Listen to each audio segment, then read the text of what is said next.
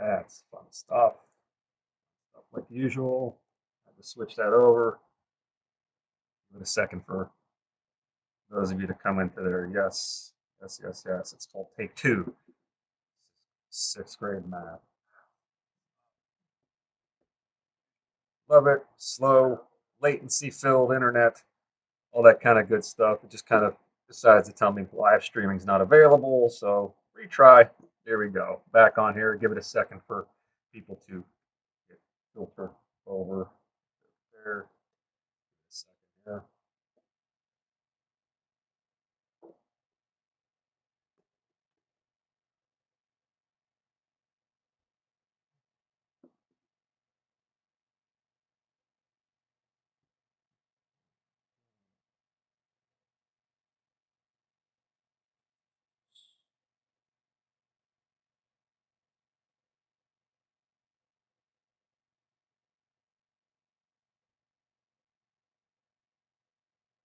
Okay. What's up, everybody? What's up? Yes, latency filled internet there, like I was saying. Fun stuff. I put my email here in the chat, which I'll show. There we go. And if you guys have any questions, in case I somehow, sign off on this beforehand, just make sure that, like I said, if you have any questions going forward with things, feel free, reach out with an email, okay? Reach out. I'd be happy to answer any questions, anything you need for that. Just reach out. Just because today might be my last live stream with you guys, I can still help you guys out with things. So just emails there to reach out if you got any questions with anything. But with that being said, I see David and Dimitri. What's up, guys? How you guys? You guys have been with me the whole time. I really do appreciate that, guys. I really do. I really do. Thank you so much. So let's get into this here. What I'm going to talk about topic eight. Topic eight out of those packets. Out of the packets, hopefully I can get through the whole thing. A lot of it's just talking about I call it in the first little attempt at a live stream there. I was calling it, I think, data distribution or something like that. And then things got all, kooky there. But again, it's all about stats. I mean, it's all about stats, statistical questions. We did not really get into this as much as I wanted to. It just, when it comes to towards March and then things go crazy, that's how it kind of happens. So, with that being said, let me just kind of give I guess what we'd like to call like a helicopter view of things, just kind of get an understanding of what some of the things that we were going to kind of get into on here, and hopefully in the future we can kind of delve back into this and kind of you know you'll see that things will tie in as we go forward. Just finishing a couple things there.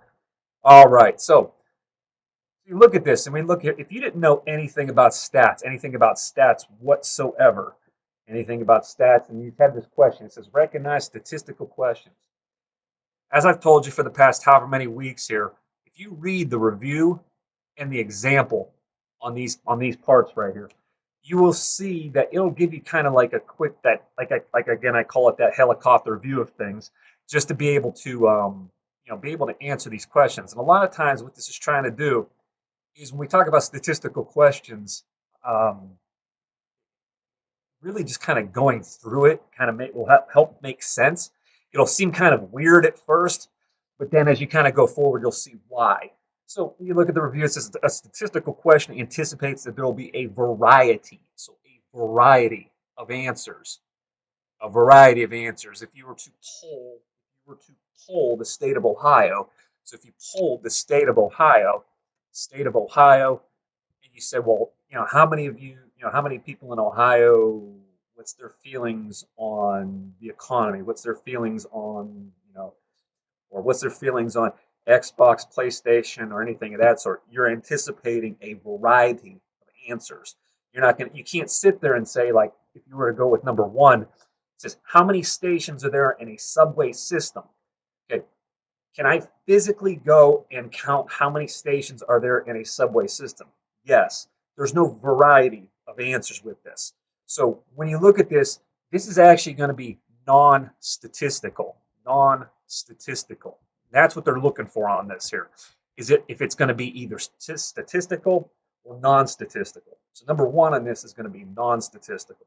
So with that being said, you look at number two. It says, well, how would passengers of a subway system rate the quality of service? Rate the quality of service, on a scale of 1 to 10. Do you expect the passengers all to say? Can you go to every passenger and say, well, I know you're going to pick 1, you're going to pick 3, you're going to pick 5, 7, 9, 10. No, you're anticipating a variety of answers. That is a statistical question. I'll just put stat for short. Okay? Stat for short.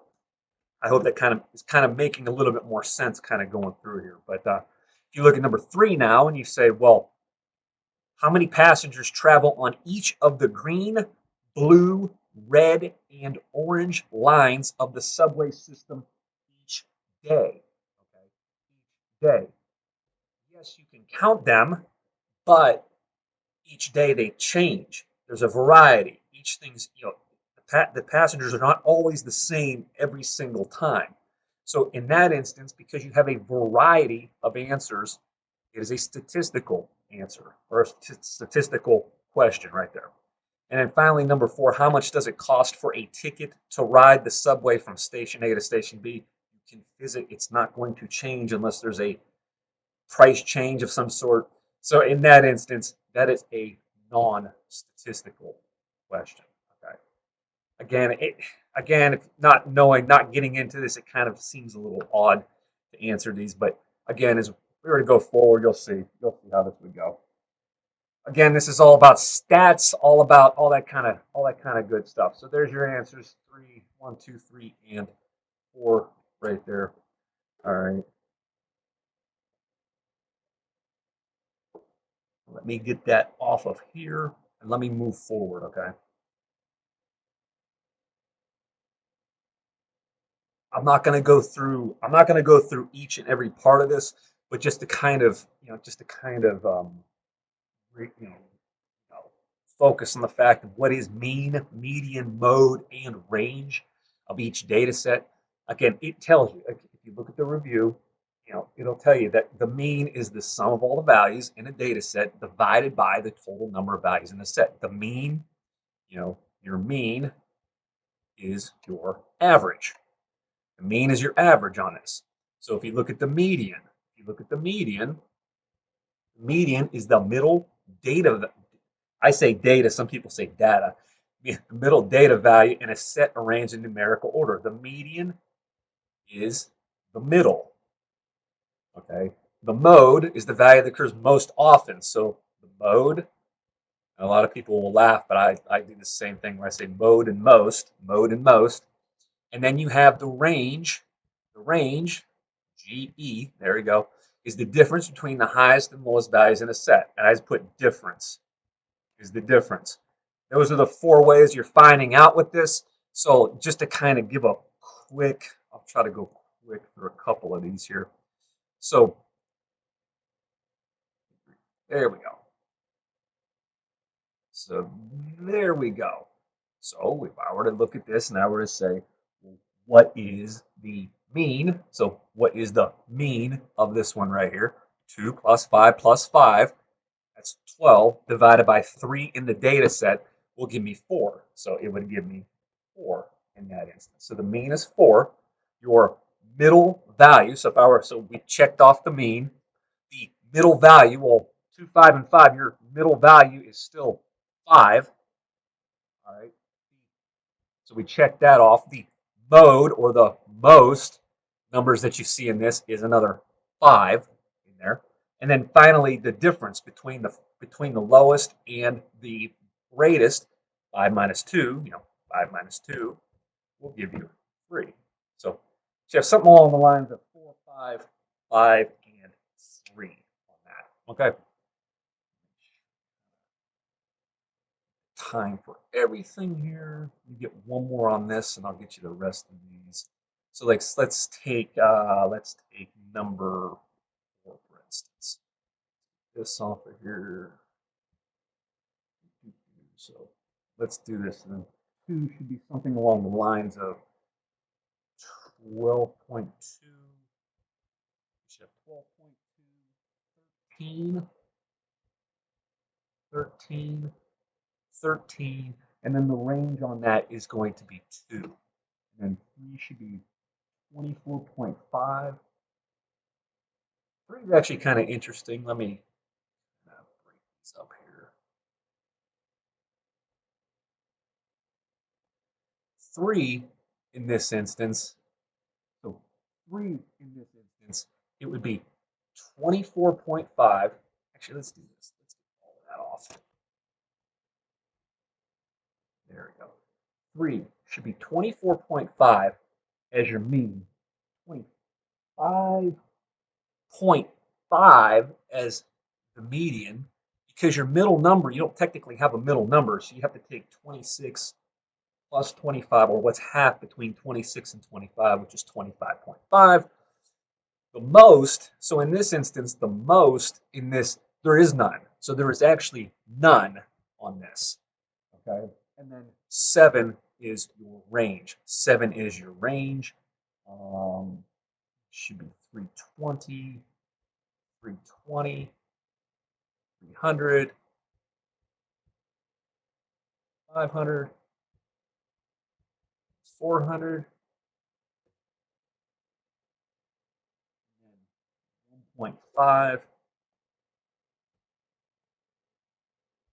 1.5, 1.4, 1.4, 0.8, 0.8. I know I'm drawing on my blue background here, but 0.8, and then 6 would be 40, 450,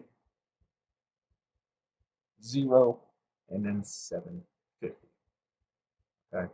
Again, that's not too difficult with things, but just wanted to give you guys some little bit of semblance of what that is there.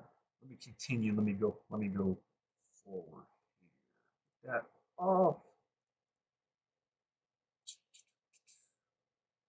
And then the fun part. We talk about creating what we call a box plot.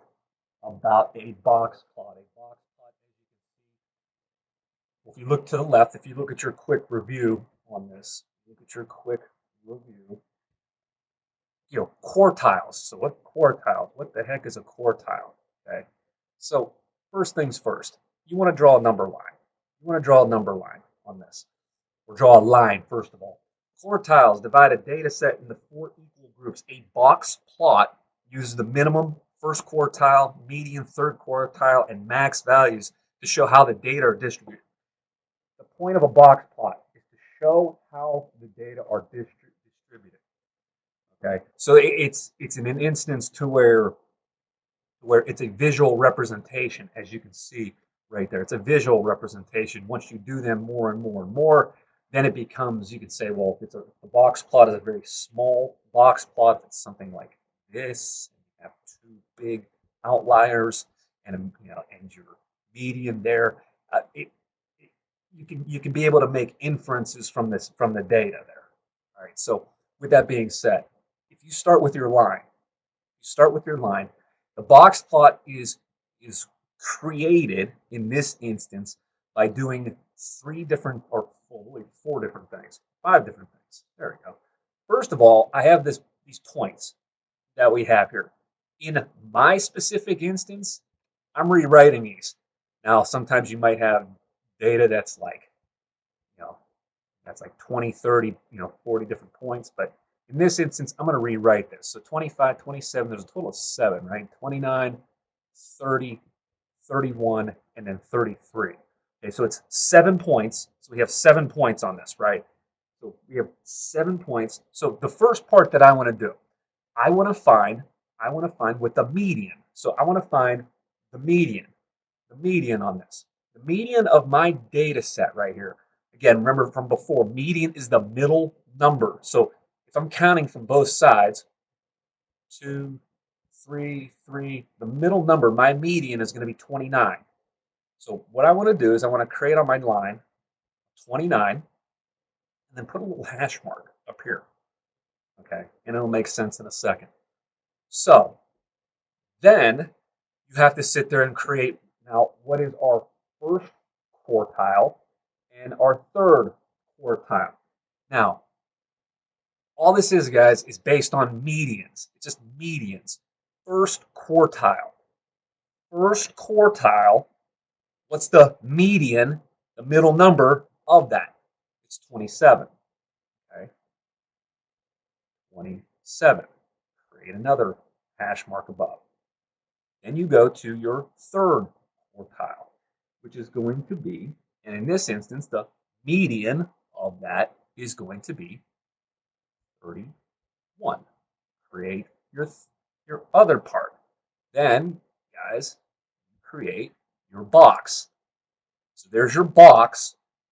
Finally, you have to then create the two outliers. So your outlier, in this instance, is a 25 and a 33.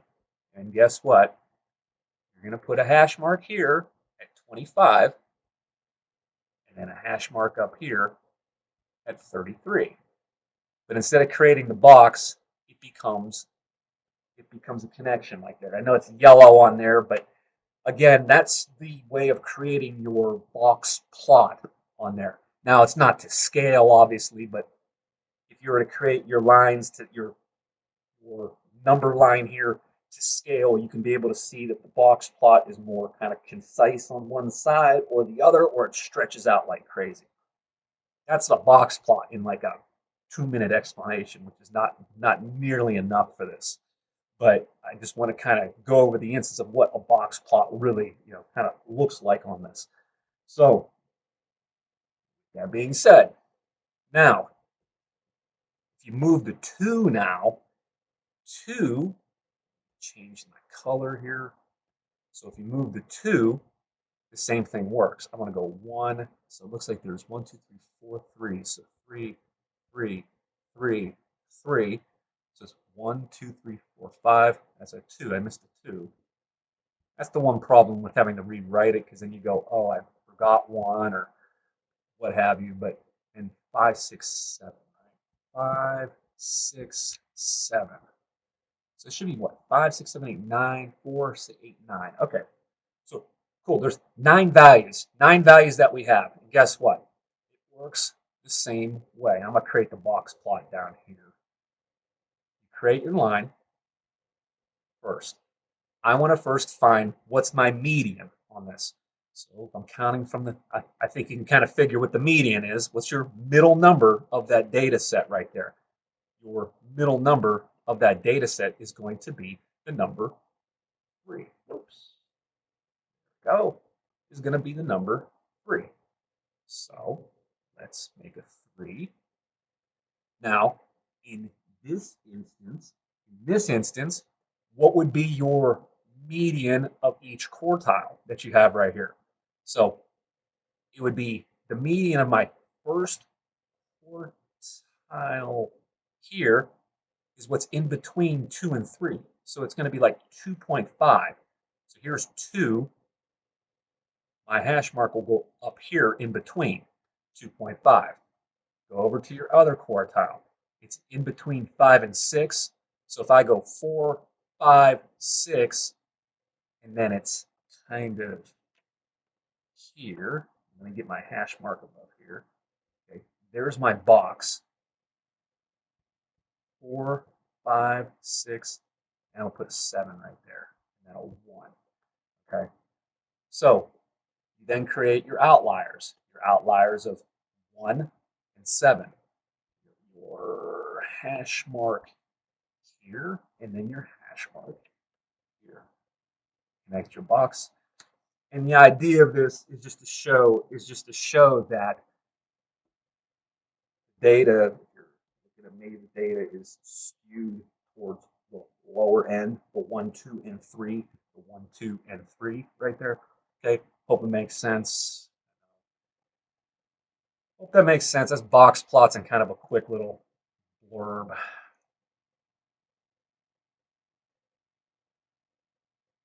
All right. Almost there. Got a couple more. So So what we have on this is we have a frequency table. We have a frequency table that we see right here. We want to create what we call a histogram. And I hope we kind of remember from doing things before. It's just creating, you're creating in this instance, you're showing your different, I like to call it almost like a,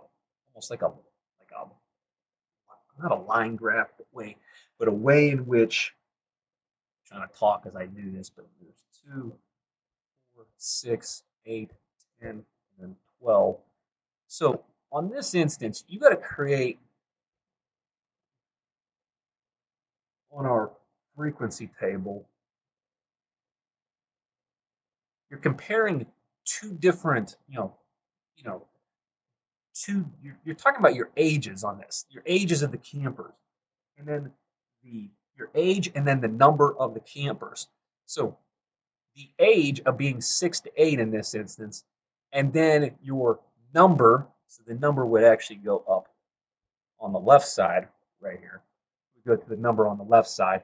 So if I go 6 to 8 in this instance, 6 to 8 you'll see is a frequency of 1. So if I go by twos, 4, 6, 8, and 12, 6 to 8 will go up 1. And then if I go 9 to 11, 9 to 11 is 3. So you'll come up to about 3. 12 to 14, you see that it is 10. So I would go up to about 10. That's just 12 to 14. And then 15 to 17, again, is just 1. That's 15 to 17. That's a very haphazard kind of a histogram right there, but trying to show, so you're trying, again, this is visual representation. So you're trying to see it visually, different ways of visually seeing things. As I hope that helps a little bit here. I can't really get into, just for time's sake, of this stuff here, the mean absolute deviation and all this kind of good stuff. Um, let me let me go to 8. Let me go to the bottom real quick. It's 8.6. So in this, so if we want to summarize this, this is all about just now summarizing data that you see by finding measures of center, measures of this little abbreviation IQR is interquartile range. Yeah, I know. Inter what? Yeah, interquartile range. When the median is an appropriate measure of center, and the MAD, not mad, but the MAD is what we call the mean absolute is called the mean absolute deviation, which is kind of a, I don't do it justice by getting this done in 2 minutes, but the mean absolute deviation in this instance right here, in this instance, it describes how spread out data values are from the mean. Okay? So in the mean, you're going to sit there. So I had these 4 numbers right here, 5, 12, 0, and 7. If I, first of all, I have to find the mean. We want to first of all find the mean. So if we want to find the mean, I'll do one of these and then we'll go here. So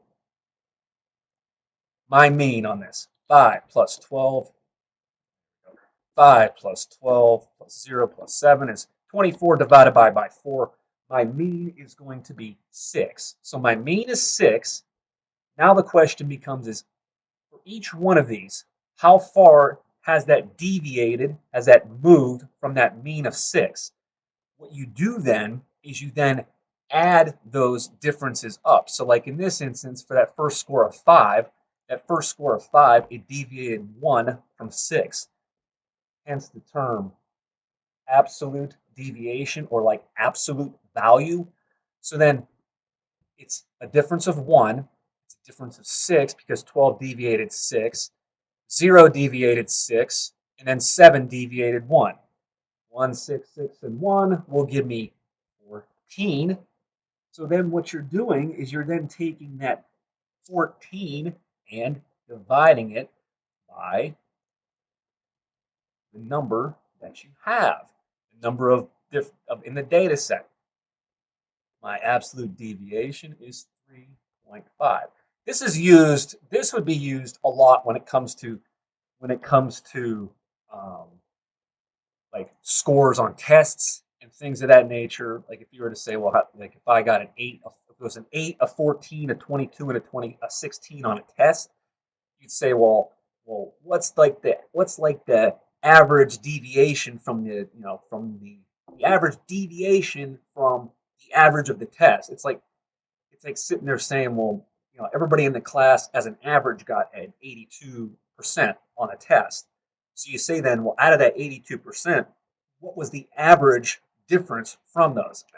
Again, I don't do it justice by doing it like over here, but on a computer like this. But then you're able to sit there and say, well, like if I have a lot like a graph here, I could say, well, my average was 82, was an 82% for the class.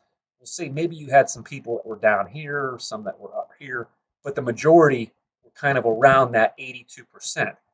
It was clustered around the 82%. I hope it makes a little bit of sense.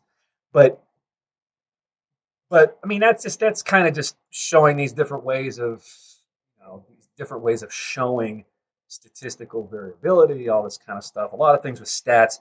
The good news on this is that this good news on this is that this stuff you'll see next year. It really like this stuff that you see here.